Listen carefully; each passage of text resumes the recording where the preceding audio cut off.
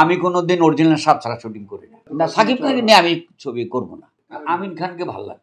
ওই বাপ্পির চোখটা খুব সুন্দর, সাপের চোখ মিলে কিন্তু দেখতে সুন্দর। বাজের গল্পের উপর আমাকে বলবে যে সাপের ছবির একটা গল্প আমি লিখবো, লিখার পর ওইটাকে আমি বাজেট কত, এটাতে কি কি খরচ হয়, কি কি জায়গা আছে, কি কি ওই সেটিং, কি কোন আর্টিস্ট নেব, কোন জায়গায় শুটিং করব, যদি এটার জন্যে কক্সবাজার যেতে হয়, ওটার জন্যে ওই রাঙ্গামাটি যেতে হয়, বা সিলেট খাসিয়াজনিতে যেতে হয়, 2 দিন যেতে হয়, যদি গল্প ডিমান্ড করে তাহলে ওটার বাজেট বেশি হোক। আমি কোনোদিন অরিজিনাল সাপ ছাড়া শুটিং করি না। 25,000 টাকা দিয়ে আজকের থেকে 40 বছর আগে কিং কোবরা কিনে আনছিলাম। 300-400 টাকা দিয়ে গোক্কর সাপ কিনা যায়, সাপগুলিতে বলে দিয়ে যায়, তখনই আনছিলাম। এখন মানে আমি সবচেয়ে বেশি সাপের ছবি করেছি।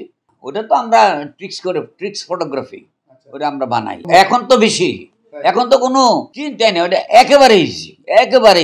আগে তো অনেক কঠিন ছিল, কষ্ট ছিল, এখন কোনো কষ্ট নাই। না, সাকিব খানকে নিয়ে আমি ছবি করব না, সেও হয়তো আমার ছবি করবে না। এখন যারা আছে তাদের মধ্যে আমিন খান ভালো হবে, এবং নাম বলো আমি বলতে পারি না, তুমি জিজ্ঞেস করো অমুক। না, আমি তো মনে করতে পারি না, এখন মনে করতে পারতেছি না। নায়ক তো অনেক আছে। আমিন খানকে ভালো লাগে আমার দৃষ্টি। না লাগুক, এটা আমাদের একটা মানানসই ব্যাপার থাকে, আমাদের একটা হিসাব থাকে, আলাদা একটা হিসাব থাকে, সেই হিসাবটা অনুযায়ী আমরা। ওই বাপ্পির চোখটা খুব সুন্দর। সাপ থেকে যখন মানুষ হবে তখন সাপের চোখ মিলে কিন্তু দেখতে সুন্দর, কিন্তু এটা মানে আতঙ্কের সাপ, মানে একটা আতঙ্ক, কিন্তু সাপ দেখতে কিন্তু সুন্দর। তো সেই জায়গায় যদি আমরা একটা সাপ থেকে মানুষের সুন্দর একটা ছেলে কিনে, আবার সাপ থেকে বাপ্পিকে ভালো লাগে, প্রযোজক আমাকে বলবে, তারপর হ্যাঁ, প্রযোজক বললে আমি বাপ্পির কাছে যাবো।